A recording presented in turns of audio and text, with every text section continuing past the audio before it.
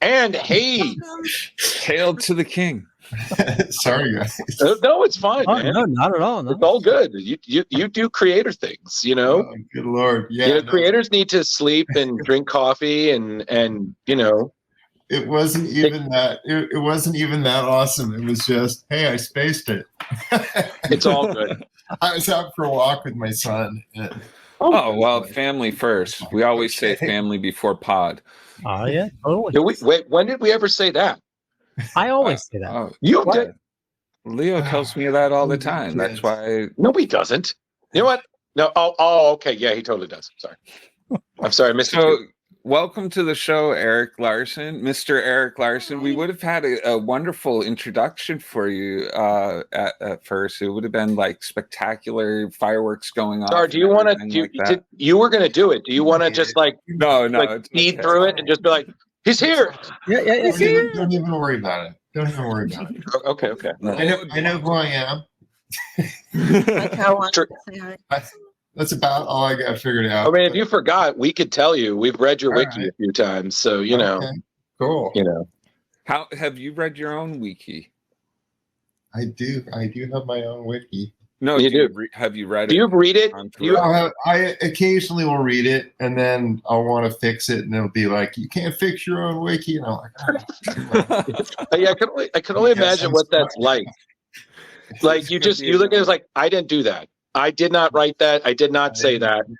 Like erroneous. Yeah, there are other people named Erik Larsen. It's like a lot of stuff. Like there was a bunch of those comic book indexes that at one point had 2 different Erik Larsens listed in there, both of which were me, and were describing this bunch of work was done by this Erik Larsen, TRIC, and this is all the work of the Erik Larsen with a K. And it's like you've got like some issues of Wolverine, and then suddenly the other Erik takes over. It's like, come on, guys, get your act together. Oh,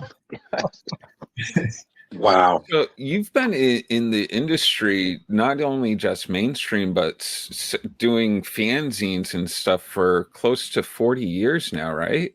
Yeah, a little more than 40. Oh, more than 40. Wow. Yeah. Sorry. Well, you've gone through like so many different changes and stuff. What's the biggest shocking technology, would you say, from say younger Erik being like, oh, I bet you wouldn't believe that we're all using this stuff right now? Do you mean just the internet and Photoshop are the big ones probably right now? You know, those are the game changers where people can, you know, you can just import files from other people. Right. Now these days, if I'm doing stuff for Marvel and I'm inking it, it doesn't leave my house. You know, and it's like, oh, so I can work any size I want to, and I can or work digitally or however I want to do stuff. What is your main do you work mainly pencils, or do you do digital? Oh yeah, I pencil pretty much everything. I've done a couple issues that were digital just to see what all the fuss was about, and didn't jive. It's fine. I can see some of the upsides to it, especially if you're doing a lot of reference work and you're like, oh, I can just trace this car. Awesome. That's so good. That's the best car I've ever drawn. Yay me. So talented. That's something I noticed. Quick thing. Some of us who grew up without the internet for our basic art stuff when we were hitting in our 20s and 30s and stuff is when things came through. One of my friends was trying to get stuff made from a book into a coloring book that she'd done the artwork for, but it was like the shading was different, and she wanted to make sure she did it right. And she's like, I'm having problems redrawing it again. You can take it in, you can wipe out the color and do all this stuff. I'm like, do you have a tablet? Yes. Can you put that on and then add one layer to it and then sketch over it on the tablet? It was like this light bulb went off, and it's like, I can do that now, can't I? Yeah, you can do anything. It's super like, fun. Like, yeah, there's so many but different some of us options. don't think about it. Yeah. If we didn't grow up with it, you know? Yeah. It's like, oh, you can do that? I didn't know you could. Well, it's like I got my stuff lettered on the art boards as long as I could, and as long as I could find somebody who would do it. Mhm. Just because I thought, you know what, it's taking up some space. If it takes up too much space, I can adjust the art so that it doesn't take up so much space anymore, and I can do all this stuff. And I just did that forever. And as soon as I went to having digital lettering, I was like, oh, this is much better. Yeah. What was I thinking?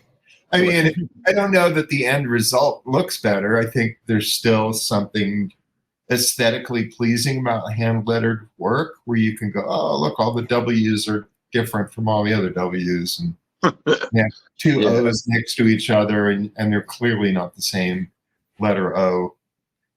You know, there's something about that. Things are squashed or stretched or whatever to fill the space, and there's a hand drawn quality to that, which is really different from typesetting. But you know, as soon as you're doing stuff digitally, then it's like, oh, I can. Somebody's sending me the balloons, and I can move the balloons if I want to, and change things around. And it's like, oh, split that into 2 balloons, and oh, so much easier. And then I marry it to the artwork. Is kind of the last step. Is I'll take all the balloons and put them on the pages, and then shift them around exactly how I want them to be, and put pieces of art on top of balloons if need be. And I really just go in and tweak the crap out of everything. You're your own one-man publishing studio. Just do all the work yourself. Yeah, and then I got dudes at Image who will upload it, which is all a mystery to me. But you know, other than that, I deliver stuff to them, which is ready to go, and they're flattened TIFF files, and there's no problem with any of that. That's interesting. But also, you know, once you move to not having to mail stuff, then things don't get lost in the mail anymore, and you can work any size or any number of sizes, do things any number of ways. Did that ever happen to you where you sent like pages and things and they never got to whomever they were supposed to? Very little. Unfortunately, one of them was I hired Herb Trimpe to do a backup for me, and his pencils were lost in the mail. Oh my God. So, whoa. That's heartbreaking. Yeah. So it's like, well, this sucks. But it was a situation, too, where he had sent me JPEGs of them as he did the work. Oh, okay. And I was going to ink it anyway. So I was able to, you know, print stuff out on my end and ink it. And he'd also, as it turns out, drew it kind of the wrong dimensions. So, all these pages were, you know, an inch short or half an inch short or whatever it was. So I worked in a little more dead space and did the tops of all the panels, and nobody could tell otherwise, you know, at the other end of it. But what a drag, you know? Yeah. Wow. Absolutely. There's some happy person in the dead mail office, like, right? Got these 8 pages and they're beautiful. Oh God, that's holy grail right there. Jar, you were saying? I was gonna ask, how did you eventually, like, has comics always been the goal, like from the beginning? Oh, yeah. That was it. That's all I wanted to do. Like there was never a backup job, huh? And then the people who were like, "Hey, how come you're not doing animated show, and how come you're not doing live action?" It's like, but then I wouldn't have time to do my comics. I gotta do my comics, man. Speaking of that, do you ever think you do the rights to another animated show? Oh, if somebody was good and wanted to do it, you know, take it with my blessings. Oh, that's fine. The problem with all those things is just it's such a process. So you have to be reading through the scripts and going through and marking everything up and Mm-hmm. and all that stuff. And every bit of every one of these processes takes time. Right. And like, Absolutely. all right, how much time do you want to devote to, doing this thing? And that's exactly how I always felt when you're adapting a book. Like, I know, like in the news, people are always talking about, the Spawn movie that your fellow Image co-founder Todd McFarlane wants to do. He wants to write and direct it. And like, oh, it's taking too long and whatnot. I was like, when it's your baby, you want to do it right, and it takes time. And yeah, there's perfectionism there, but you want to do it justice. Also, when you're sitting there writing stuff, you don't and drawing stuff, you don't think about the realities of actual people speaking those actual words, and they're coming out of their mouth. And you go, "Oh, that sounds idiotic," or you put the emphasis on all the wrong words, or, "Oh, I didn't think that wasn't physically possible for people to say that much stuff when they're midair." Yeah. It's just, and that didn't even occur to me. I had characters like Ricochet in Freak Force who's just bouncing all around the room and talking while she's doing it. It's like, we can't do this in animation. They can't talk while they're in were they going to stop? They're going from one place to another. They're by in half a second. Right. Spike needs 5 more foot puts to finish that monologue. I have to say, your onomatopoeias are some of the most interesting. The sound effects that you do are some of the most interesting, more original than I've seen. I'm sitting there, I'm like, it's more of a thuck or a thwad or like weird kind of like soundings. Was that always? And there's a bunch of things that I'll use that are recurring, like, if somebody hits a building and I don't know, there's like certain things that are like brackabadoom or whatever. Yeah. I'll use quite a bit. Right. Like I'm not above a standard POW. Now this is Mark Bagley's stuff here. Yeah. He's scrolling through. Let's get through that. All right. Come on, Leo. Sorry. Hold on. Yeah, you gotta get back Conway and Bagley. You get through Ralph Macchio's story, and then Eric, with the werewolves in a train station. Man, let me fast forward. There's some fun. There you go. I have to say, your drawing of feet, like in that issue, I admired. I was like, wow, a lot of people have a tough time with feet, but you seem to do really well. Feet and hands, man. Feet and hands, yeah. Gotta get that. Well, I happen to have both of those on my person. So. Oh, that's sweet. So good models. Sweet right there. There you go. I have to ask, are all the boxes behind you actually filled with books? And is it just Savage Dragon or is it other? No, those are just random comics. Oh, random? What? I've got a bunch of other comics over there and freaking heaps and heaps of stuff. Do you still collect today? I do still go to the store every week. Yeah. Oh, no kidding. That's pretty cool. There you go. Look at that plud right there. Plud. Spack. That's gotta hurt. Somebody spacked you in the face. What are the books you're currently reading? I don't know. I kind of buy things sporadically. Like from here, I can see Ronin 2, and I can see Nice. Warrenist and Shaolin Cowboy and Jeff Darrow. Nice. Yeah. Various things. I get sent all the Image stuff, so sweet. I don't have to run out and buy any of that stuff. It all just comes to my house, and then beyond that, I just kind of like different artist stuff. So it's all good. A lot of great artists out there. I'm drawing more Spider-Man. I'll buy some of that, or whatever. And what's funny is that it's like everybody draws Spider-Man differently, and we've seen that through time. But it's funny because Kari over there was pointing out that one character, regardless of what artist you are, always remains the same. And Kari, who was that again? J. Jonah Jameson. Well, that's J. Jonah is like, no matter how, everyone draws J. Jonah Jameson the same, and I'm like, yeah. Well, yeah. I wish more people would kind of think this. At least think it's supposed to be the same dude.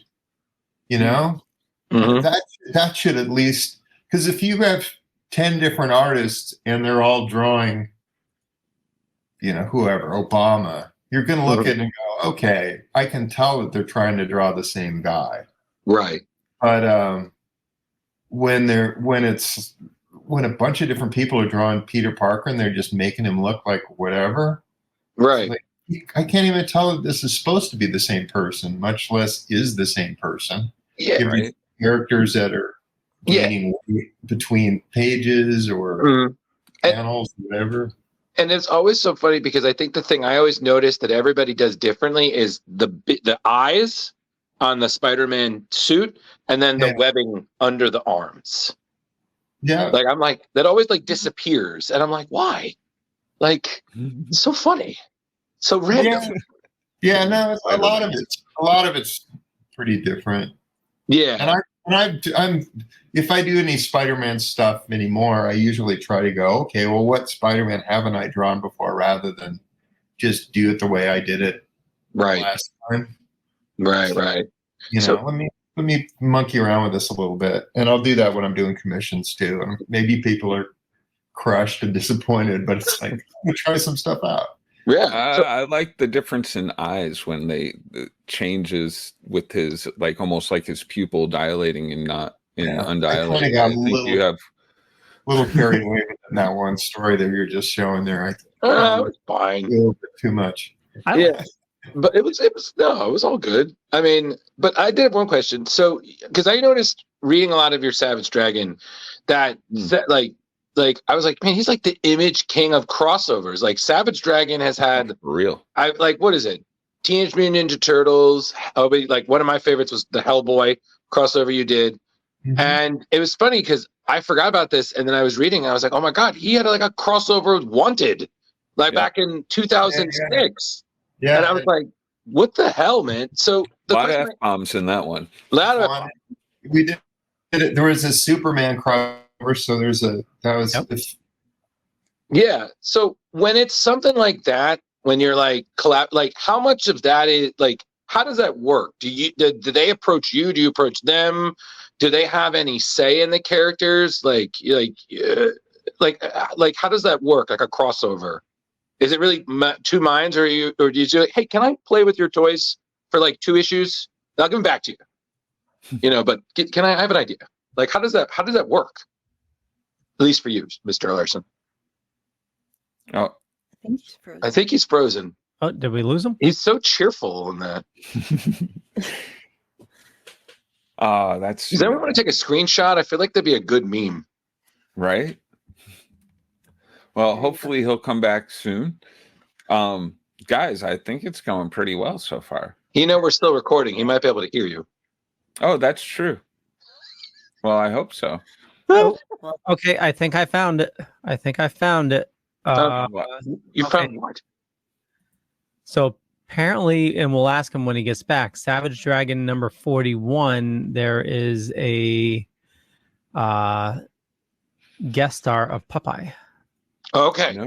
Perfect. While we're waiting, I love it with the Alf in the back. Oh my god, I love it. Yeah, there's that one, and of course. Oh my god! I think Justin's gonna love that one. Colorblind. He's back. Oh, fantastic! You were frozen on such a happy. Oh, don't worry, it happens to the best of us. Yeah. We got a picture of it. It's so cool. Yeah, it was funny because it's just like we're like, oh, it's just enjoying questions. Like, oh, he's frozen. That's the worst. Yeah. So the question was just like, when you're doing crossovers, like, how does that work? Is it collaboration, or is it hey, I have an idea? You reach out to them and said, all right, cool, you can do it. Yeah, it can work any number of ways. Okay. I mean, it really depends on the whole situation and who it's a crossover with. Like the crossover with the Turtles, that came about because I was buddies with Michael Dooney, who worked at Mirage. Mm-hmm. We had just been pals for years and years. So it was always, hey, if we ever have an opportunity to work together, we should do that. And then I knew he was working there. I knew that Savage Dragon was an ongoing concern at that point. And it was like, hey, let's do a crossover. Sweet. And since it was a small company at that point and not owned by a corporation or whatever, we could just kind of do a handshake deal. And then he did a one-shot that was the other side of the crossover. Mm-hmm. Like I did one, and then it continued into his. Right. And then same thing with the second one. And the second one, he started the story, and it continued into mine. Mm-hmm. Yeah. Okay. That's really cool to be able to just do it on a handshake and be like, hey man, we're friends. Like it's comic books. This doesn't have to be serious. Yeah. The most complicated one was the Superman one because of DC. So that needed to be a big, long contract that went back and forth. And that was just how much freedom. By the time it gets approved, you have lost all enthusiasm for it. Right. Well, I guess I got to do it now. Yeah. So speaking of crossovers, in doing my research for tonight, something in the wiki struck me where there was a crossover with Popeye, and I was trying to figure out, where that happened. Well, the wiki, and wikis are sometimes wrong. Yeah, we started the episode with that, right? Yeah, but apparently. And I need to pull up the issue, but it's saying Savage Dragon number 41 has a cameo of Popeye in it. Well, okay. A lot of those is just, you do an issue where you got a million guys that are in it. Yeah. There was a wedding issue where I had a ton of guys, and most of them I did ask, and right. Popeye was one I did not ask. Okay. Yeah. It drew real small in the background. But that one had DNA agents, which I did get approval for, and characters from Americomics, got approval for them. Wow. And, E-Man and Nova and Hellboy and a bunch of them I asked for. I think Bone is in there, and I asked to have Bone show up. That's awesome. And they're just attending a wedding, and then all hell breaks loose, and then there's a big fight. But most of them don't have much in the way of dialogue or whatever. Yeah. But whatever. Yeah. It was just so funny rereading like everything, and I was like, oh wow, that really happened. And I was like, man, just Savage Dragon, the king of crossovers, man. Like, where are we gonna go next? Yeah. It's fun. That's part of the beauty of this stuff. Like, oh, you can meet anybody. And pretty much if you're publishing an Image comic and you want Savage Dragon to show up, the answer is almost always yes. Like, that's fantastic. Malcolm Dragon's appearing he just was in the latest issue of Killadelphia right at the end. Yes, I saw that. I was like, dude. He keeps recommending that to me, and I keep it's so great because it's like it was just so random. Because then they're like, "Oh yeah, here's Spawn." I'm like, "I'm sorry, what?" and then at the end, oh look, it's Savage Dragon. I'm like, "I'm sorry, like what?" This thing just got really crazy. Like, yes, like yeah, man. So that was just dope. But that's what comics are supposed to be about. Well, no, it's fun. Well, because Jar, the one that really surprised me was just Wanted shows up. Because in the comic, they're always talking about that the wanted villains would always raid other parallel universes. So you're just like, oh, this guy's dealing with, guys enslaved the Earth. This giant creature might eat it, and then you just have Wesley and his crew are like, the fuck do you want? I'm just like, Jesus. And to me, I was like, wow, this is the only time I've seen Wanted outside of, a Mark Millar comic. So I'm like, Mark Miller. Sorry, we went over that. Miller, yeah. Yeah, I was like, wait, we went over this. I was just I like, still do it to this day, and I know better. I'm just like, yeah, we keep forgetting. why can't I say Miller? We're horrible at names. We do rehearse when we meet people in person because we don't want that correction. But on this show, we are rife with spelling errors, sir. All Just, right.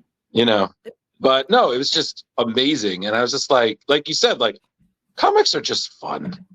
Just Yeah. Absolutely. why not? But like you said, now everything is just. Well, you got to sign this, then I'm like, okay. By the time I don't even. Yeah. It gets complicated.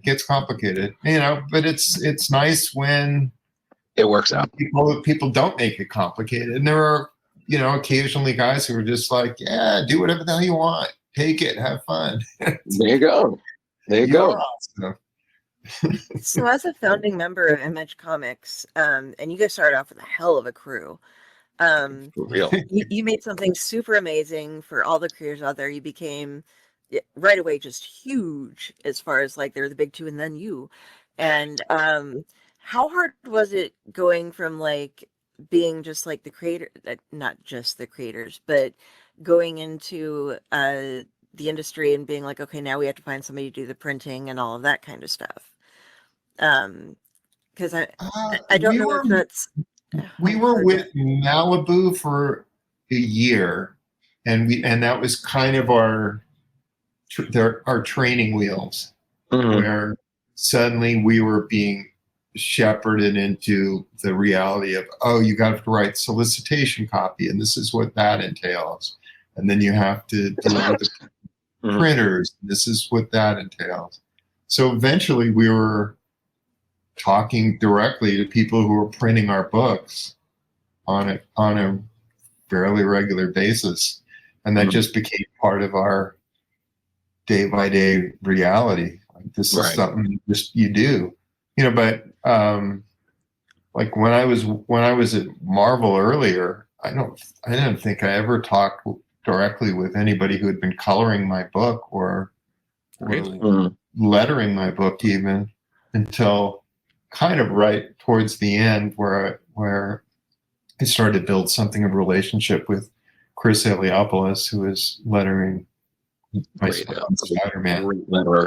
And then it was like, all right, well, I know you. I'm going over to Image. Come on. Come along. So he lettered 106 issues of Savage Dragon. That's fantastic. And it's so oh, sorry. No, I was going to ask. So far on that journey, how long into it did you look back and realize that you and everybody you're revolutionizing comics? When did that click in? Right when you mentioned it. Oh, best answer. Good answer. Good answer. Who knew? I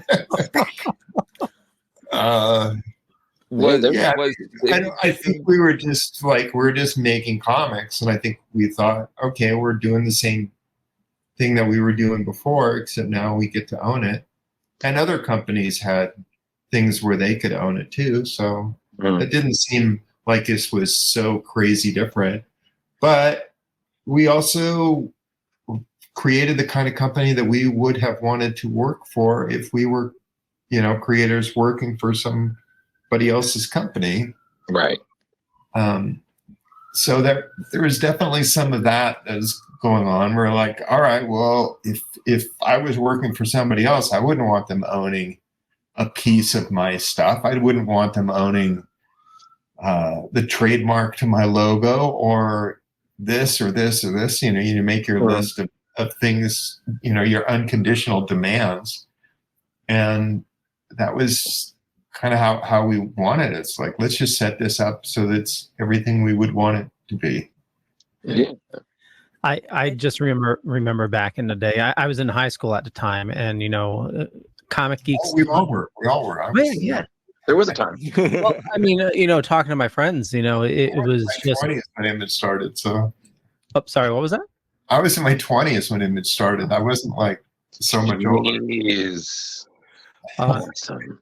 I just remember hearing about Image and thinking, it's a company for the creators, and just, our minds were blown. Like, it was, Oh, I remember when we were so Spawn excited came about out, and like it was Yeah. just mind blowing. That Well, there's definitely your people research. in the industry who are thinking there's no way these guys are going to be able to last, because Was there they're going to be pushback? at war with each other, and they've seen different groups that have been handled by creators fall by the wayside, over the years, and it's just that just happens. I mean, there were creators that we asked to do stuff at Image who were like, "Yeah, I don't want to be part of this because you guys aren't going to be here in 6 months." Really? And it turns out we were. So that worked out well for us. Was there any pushback, like say like copywriting or anything with like Marvel or DC, that they were like, hey, you can't do that, you took this from one of our books, or anything like that at the time? A little bit. Initially they were very threatening. And Oh, really? yeah. And we're kind of dicks about it real early on. I had done a Savage Dragon kind of prototype character at Marvel in a Marvel Comics Presents story. I just had a minor character who kind of looked like Dragon, Right. but he had scales on him and fins for ears and little fin. There's more fins everywhere. Yeah. And he was a very minor character who was kind of a tip of the hat to myself, because I had also had the Dragon appear years earlier in Megaton and self-published stuff. So when we announced this stuff, they were like, "We own this character and you can't do it." And they were threatening Todd, saying that they couldn't use their famous Punisher skulls. Oh my God! That you can't have those on Spawn because he's got that going on. Yeah, various things like that. Oh, this character looks too much like this, or whatever. I mean, it's like if you're Rob Liefeld and you're drawing comics, you can't help but draw like Rob Liefeld. It's the way it is. So to go, hey, this character looks too much like something you would do over an X-Force, it's like, well, of course it is.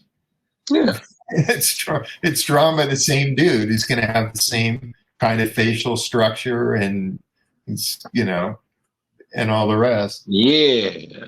There you go. There you go. Look at that guy. Hey, kids. Look at that. I've always been impressed with how huge you make Dragon to be. He's just like very buff guy. Like it's always been that same kind of stature and stuff. It's very, very, very manly. Yeah. Cover him and doing the Captain America chest thing. Yeah. I remember that. I always imagine he's like 6'7", because I'm 6'2". He's actually 5'10". Wow. Because I always imagine he was taller than me. So if I ever met, because I'm like 6'2", so I feel like if I met him, I'd be like, "Oh, you're a very intimidating officer, and I'm just gonna sit down and let you do your thing." So I'm no, he's not supposed to be that tall. In fact, see him standing when he's standing next to a regular guy. For the most part, you'll be like, "Oh, he's not as tall as." It's the fin. Well, it's the fin. Yeah, give 5 extra inches. But yeah, the fin makes him taller because that's adding height. But if you're going by the top of his actual head, well, there you go. Still taller. What issue are you working on now? I know there's 266 out, I believe. Yeah, I'm working on not that much farther ahead. I'm on 268. Oh, that's not too far ahead. So it's at this point it's penciled mostly. I'm on the last page is still in a very rough stage, but much of it's inked and I'm making the rest of it. So it's all figured out. I know what I'm doing in it. Hey, Leo, can I steal one of your questions, Leo? Go for it. Sweet. So you and Todd McFarlane you guys are two of the creators that are still with the characters you created, and you're one of the few that are you're still working on it. You're still the writer on it for it. So with a book that's, eventually let's be real here, it's gonna get to 300. Do you have an ending in mind? Like with long-standing comics, it's kind of like you've seen comics where they just keep going. It's like, okay, you didn't end. You're just spinning your wheels. It's like Family Guy and whatnot. Yeah. It's like, God, just put a bullet in its head and end it, please. Do you have an ending? Do you have an idea of when you'd be like, I'm done? That's it. This is the end. The ending of the book is my death.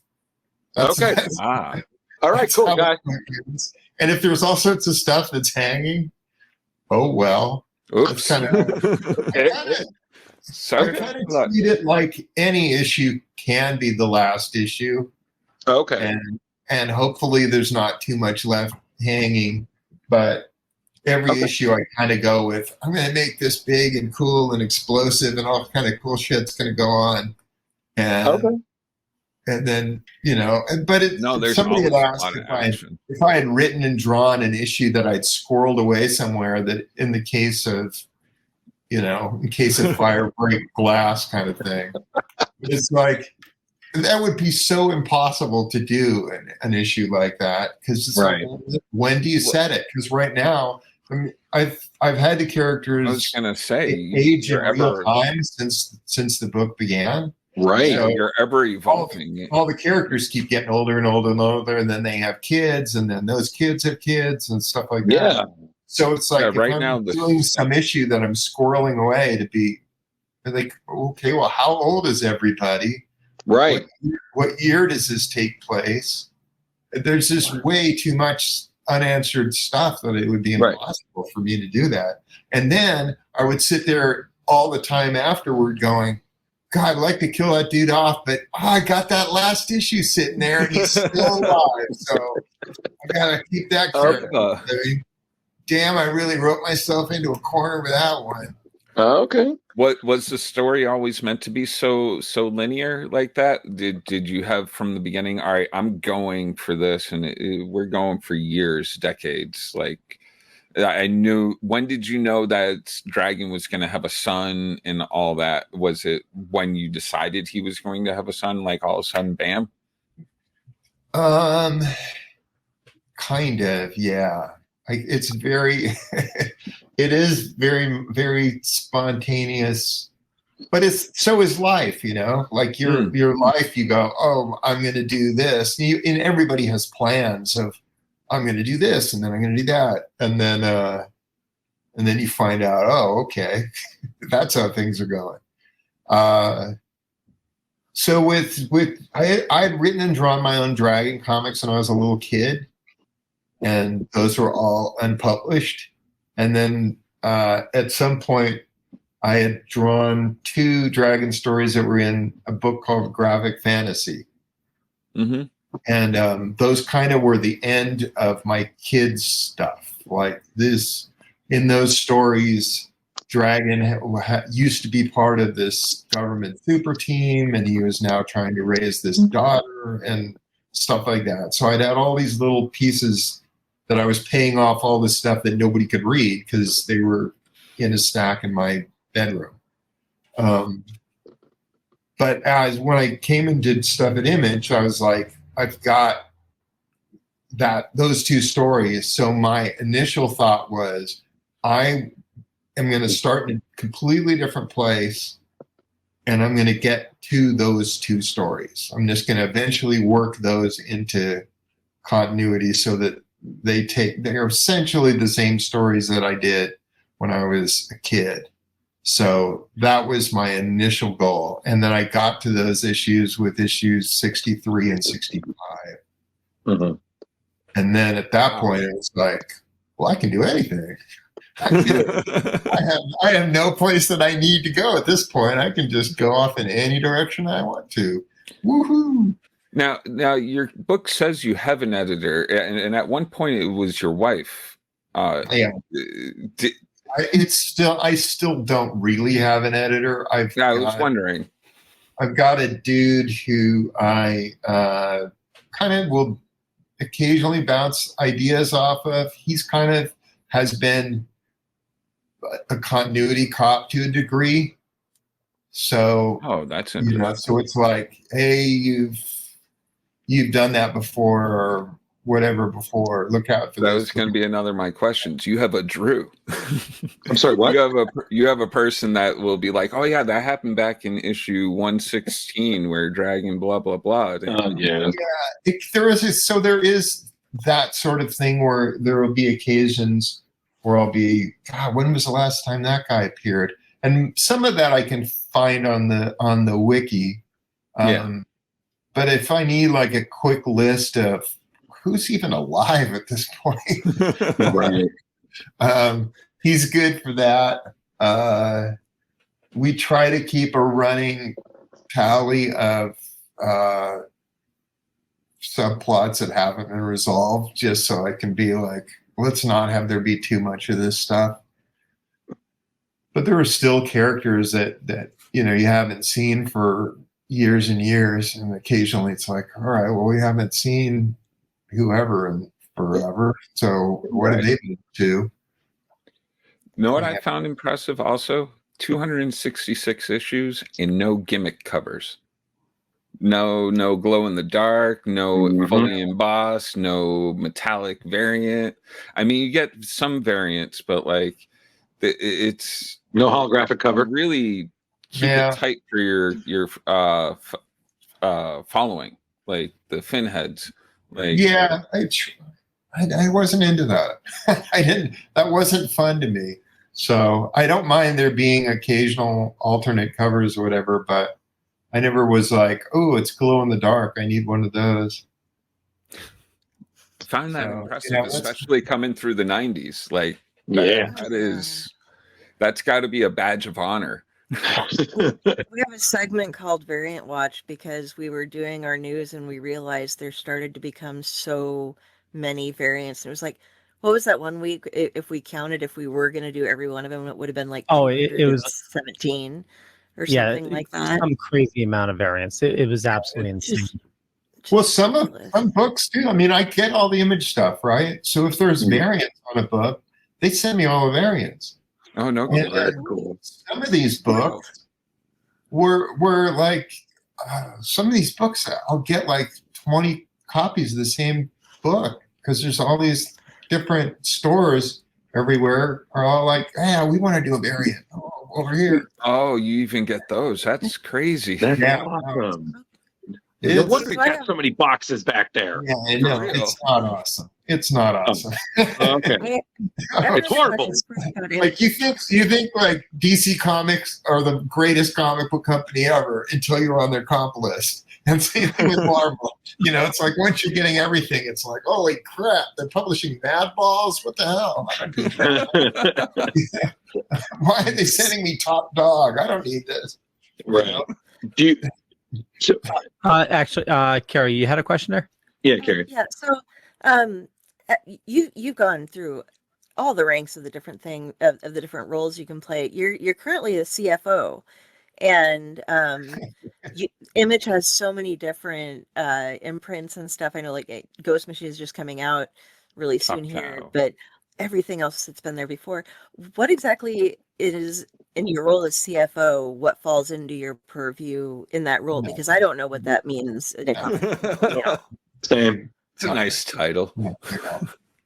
It's when we set up the corporation, you have to assign things to different people, and there's different roles, and that was available. I was like, oh, that looks good on a business card. CFO. That's funny. and I don't even have business cards, so. Okay, but you don't have any. It's supposed to be chief financial officer, but there's no duties. I don't work in the Image office. The Image office is currently up in Portland, Oregon. I'm in San Francisco. Oh, okay. So what was that? Okay, what did you say? Oh, so then if that has really nothing, with all the different roles that you've had in the comic book industry, which one have you been the happiest with, and which are you most proud of? being, or what has made you proudest in your role? I'm not proud And then of anything. then I'll stay out of your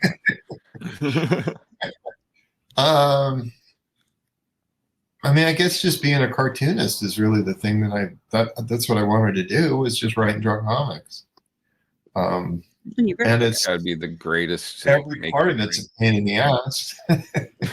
but that's, I mean, just amassing a stack of comics is something that I'm like, look at this pile of comics. I just love that. It's like I really love having made comics a lot more than making comics. Just like, look at this big old stack of comics I did here. Look at all the stuff I worked on. It's cool. Yeah, can imagine. So, when new readers are coming on and stuff like now, where would you suggest that people pick up at? Like it's hard to go. It can get overwhelming. Any art? Yeah, any issue. Doesn't matter. You keep it fresh. Like asking when's the best time to meet somebody as a friend? Oh, I want to meet the friend, but I got to get in on the ground floor. I got to know all their continuity. It's like, no, you just meet. Just jump in. And when something is important, they're going to tell you. It's just like, oh, let's cross the street. I hate that guy. You hate that guy. Why? Oh, you wouldn't believe it, but he ran over my dog and he didn't even say he's sorry. It's like, okay. I mean, now I'm getting the backstory. I didn't know that beforehand, that there's a guy you hate, but when it becomes relevant, suddenly that information shows up. You know, I think the people who get the most confused are the people who read issues 30 years ago and then are coming back and read an issue now and they're like, whoa. Everything is different. What happened to everything? That's not the same dragon? What? It's like, come on. He's a different dude and seems to be dating or married to some lady who I don't recognize, and he's got his own kids, and whoa, they look things all can change each other, and what is going on here? Oh boy. Yeah, I mean, have you ever? And it's like, oh, now his kids are 8 years old, and he's got one who just started kindergarten. Holy wow. What's going on here? That's crazy. Have you ever felt the need to have anybody fill in for you? No, I don't want. I actually really regretted doing that Image X month where we all traded books, because I was like, I wanted to keep my run intact. So I ended up doing my own issue 13 just so I can have it intact. Oh, that's funny. No, I'm good. It's like, all right, yeah, Jim Lee did an issue of the book, but we're not going to talk about that. I did my own issue 13. And it was like, you did a perfectly fine issue as far as, it's perfectly serviceable, but it's breaking up my run, man. I knew in retrospect, I should have had it be like Savage Dragon issue number X or something like that. So that I could avoid that. But. Do you think your run is longer than Todd's? Because you've done a few runs or at least one run on Spawn, and I know other people have ridden on Spawn and stuff like that. I wonder if you then take the trophy for longest run. I have the longest run on. I have a longer run on Spawn than Todd does. In terms of, I wrote and drew more consecutive issues of Spawn than Todd did. Really? Yeah, it's true. There's a lot there. Because Todd started off, he was drawing it, but then he had Frank Miller and Dave Sim and Neil Alan Moore. Yep. And Alan Moore do 4 issues. And then he did a few issues after that. And then suddenly Greg Capullo was penciling. Oh, yeah, that's true. Yeah. And he was inking it. So, I did, 9 consecutive issues of Spawn? Yeah. Yes, you did. Yes. All right. I just read them last night. Fantastic too. I got to ask about the tongue. Is that I've never noticed before Spawn's tongue so much. Is that he kind of had it in one of the other artists gave him one in one of the issues, so it's like all right, I guess he has that now. So. Gotcha. Yeah. I was wondering if it was a throwback to Venom, where you and Todd kept like messing with Venom's tongue, making it bigger, and the teeth and all that stuff. Yeah, that was a weird one too, because I thought that Todd had given him the tongue, and because I had seen a cover of one of those trade paperbacks where his mouth was open, I could see that he had a tongue, and I thought that he just had a tongue, and it turned out his mouth was, and I didn't buy it because I already had the comics that were being collected in it. Yeah. Right. But my mental impression was, oh, Todd's giving him a tongue. Now I'm going to give him a crazier tongue. Like, everybody needs to one up the other guy. Like, oh, yeah, one up men's. You think that was cool? Where do you see this? Right. You know? So, I'm going to follow that guy up. I'll make him even crazier. I'll make all the stuff dripping off of him. I'll give him nice texture. I'll give him anything.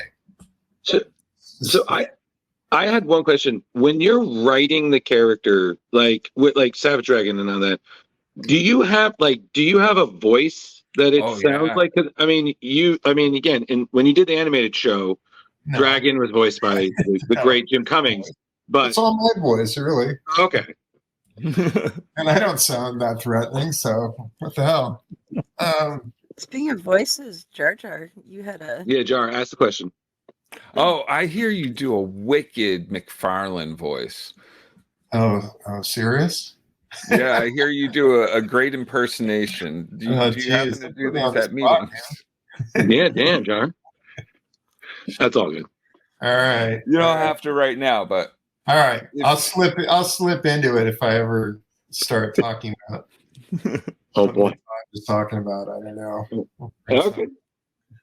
Sweet. With all the crossovers you do, is there anybody that you haven't crossovered with that you did want to do crossovers with? I mean, the obvious one would be to try and do Spider-Man, I guess. But we did an unofficial crossover with Spider-Man. Really? Yeah. Nice.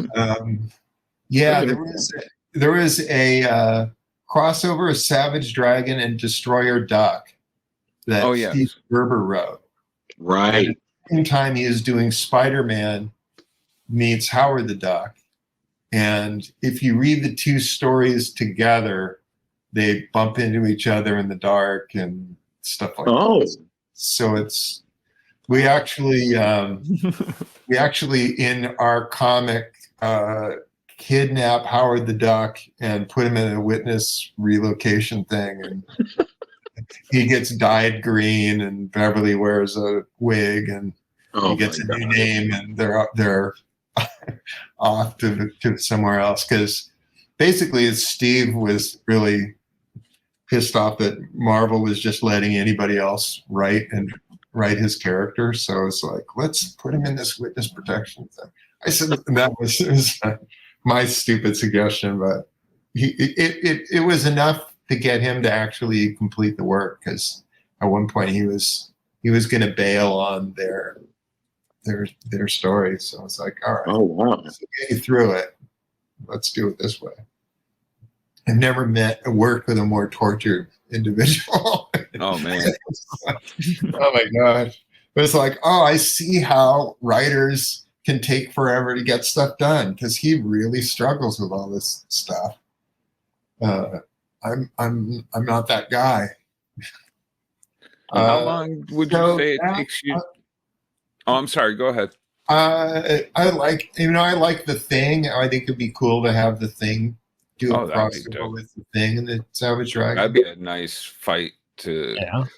Actually, after reading Hellboy, I love the fight between them, because they're just like, I thought you'd be strong. Dragon's talking to Hellboy. I thought you'd be stronger. I was talking to Mike about it, and I was like, well, how strong is Hellboy anyway? It's like, well, I think of him like my dad. And it's like, dude. What? I'm pretty sure Savage Dragon could kick the shit out of your dad. I don't know how this is going to work as a fight. And I even love him apologizing. It's like, hey, I'm really sorry about that. It's like, yeah, next time, can you not like show me up like that? It's like, all right, cool. Like, I was just like, it was and me being a big Hellboy fan, I was like, no, this tracks. This fits, you know. And great choice of characters to use. Like the villain, everything was fantastic. I enjoyed that was fun to draw. That was fun to draw. I actually had done a drawing for Mike. We traded pinups, and he's never printed mine.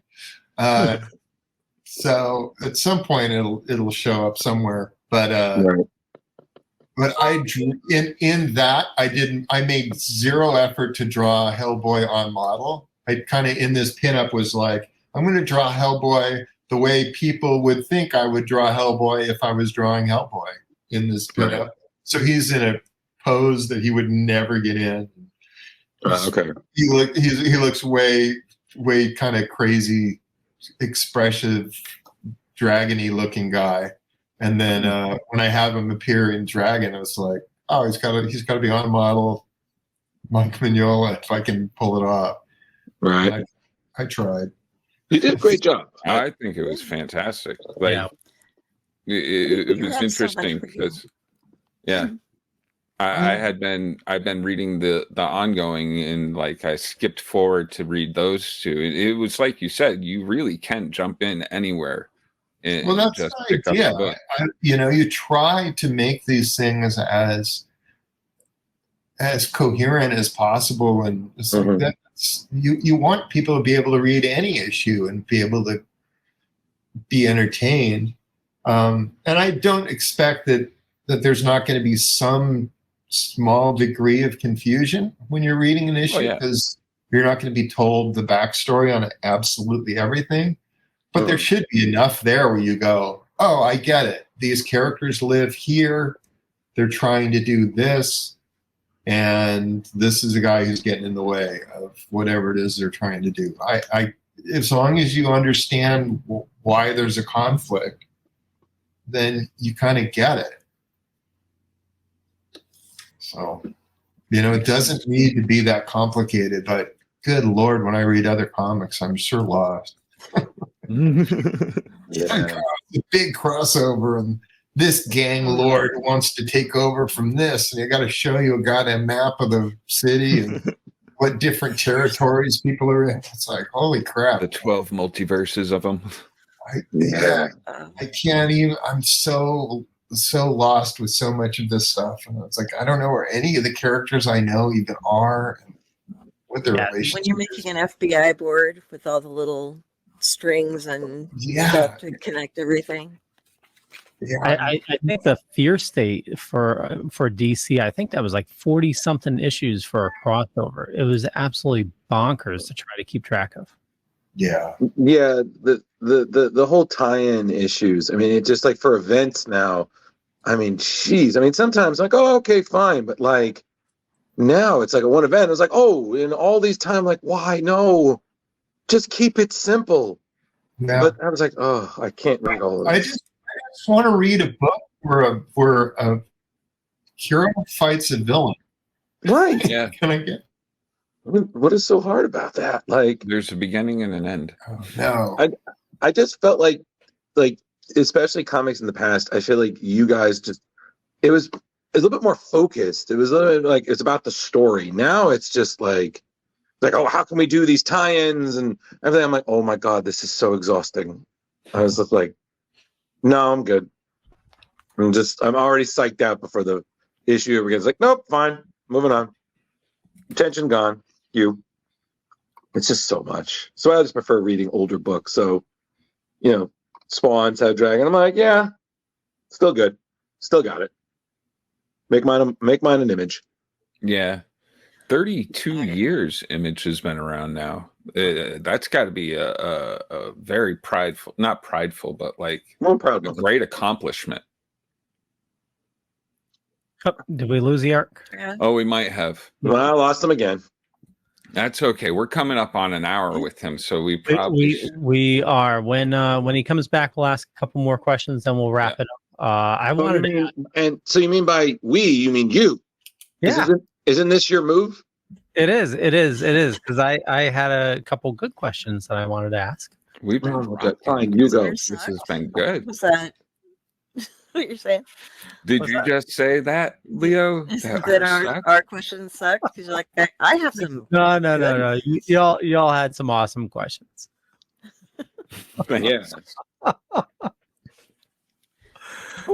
Oh, this is going well. I really enjoy this. And you were nervous. Really great. I was super nervous. He was so nervous. He was like, "Oh my god, I don't want to embarrass kind myself of in front of Erik Larsen. I'll never hear the end of this Exactly. at the comic book water cooler." I'm like, "It's gonna be fine. He is a man who has created great comics, but he is still a man. He puts his shirt on one sleeve at a time, and occasionally realizes it's backwards, like we all do." I know, because I went to work like that last week. I was like, "This shirt is on backwards." Crap.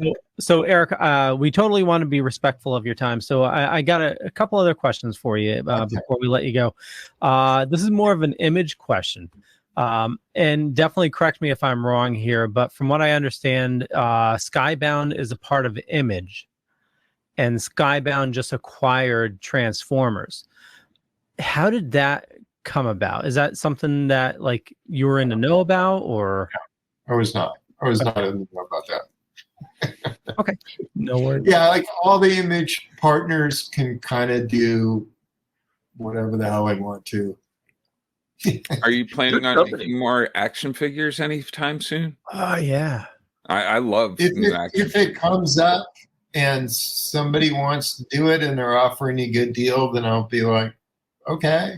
Nice. But I don't actively go out and knock on doors and try to make anything. I'm surprised there's not a whole toy line, because like I would figure the Dragon franchise would be like a pretty epic toy figure. You could even have like little Chicago PDs and everything, like little toyscape. Well, if I would think if there gets to be another animated something that somebody would be like, oh, we got to make this stuff. But yeah, I don't have the energy to do it myself, and I'm not sitting there, contacting people and making my own toy company, because it's like, I don't care. That's the problem, is I look at my shelf and I go, I've got plenty of toys. I don't need more of these. So I'm sitting here going like, I got all this space on my shelf that I have set aside. I have no space on my shelf. My shelf is jammed with stuff. You can't see my shelf, but I guarantee you. I hear you. The problem is dusting it all. Yeah. Like, I got a pile of stuff, and most of it's not even my own toys, but whatever. There you go. Leo, did you have more questions? As of for dusting though, Jar IKEA makes a great cabinet. I don't have one yet, but because I don't have the room, but You're good. Yeah, they make a nice glass cabinet. I can tell you about. But Erik, what do you do for downtime? Like, are you a gamer? Do you like hiking? Or the little downtime that you have? I have a wife, and whatever, we just do family stuff. There you go. I'm not above going for long walks on the beach and gazing into her eyes. So I mean, we'll go and watch whatever's on TV or whatever shows we've got that we're working our way through. I don't have a lot of favorite television show right now. Oh dear God! Oh, there isn't. No. I feel for you. I haven't watched anything recently. We're watching one of them Star Wars things. The new one. Ahsoka. Yeah, however you pronounce that. Rosario Dawson one. Yes. There you go. We're watching that at the moment. We're just a couple episodes in, and I'm started watching that new Scott Pilgrim animated thing with my son. Nice. So, that's great. My wife doesn't like animated stuff at all, so I feel your pain there. So, like, he keeps going, "Oh, you guys got to watch all this anime," and my wife will, she'll just nod off like 30 seconds into something. It won't even get to the part where's the opening credits, and she's already like just out.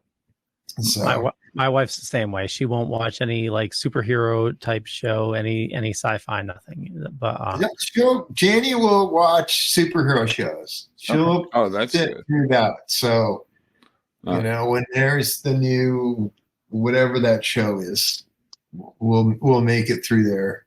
Yeah. We try to find some other show that she'll. But it's like I want there to be something where we can sit and watch it for a while, but that's tough because there aren't many series that last that long.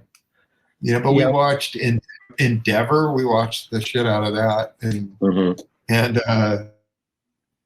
they Sherlock. We watched all those, but it's like there's just not enough shows.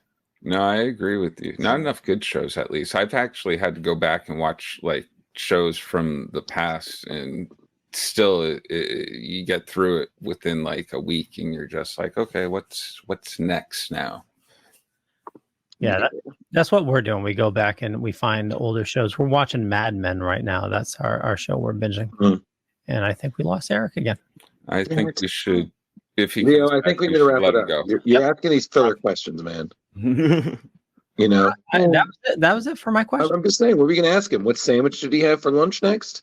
No, that was on rye bread. What did you? I had the Image question. I had the what he does in the spare time, and we already talked about crossovers. Tom Dog, regarding to your question, I believe he has stated publicly that he does not want to see a live action Savage Dragon. I feel like it's for the best. I think animated really does work better. Yeah. As much as that would be cool, it's a little too. Again, it's one of like what he was saying. I think certain things work better in animated and comics versus live action. And there's already a Savage Dragon animated. Where is that? That's Cartoon Network. Okay. Studios. 2 seasons, Savage Dragon. Yeah, Tom Dog, look for that. Cartoon Network. Yeah. It was on. Yeah, it was in 95, 96. Cartoon Express. Yeah. Awesome. We'll take that as a sign, Eric. We'll wrap things up. I want to thank you so much for your time. Seriously. Yes, very much. Hey, so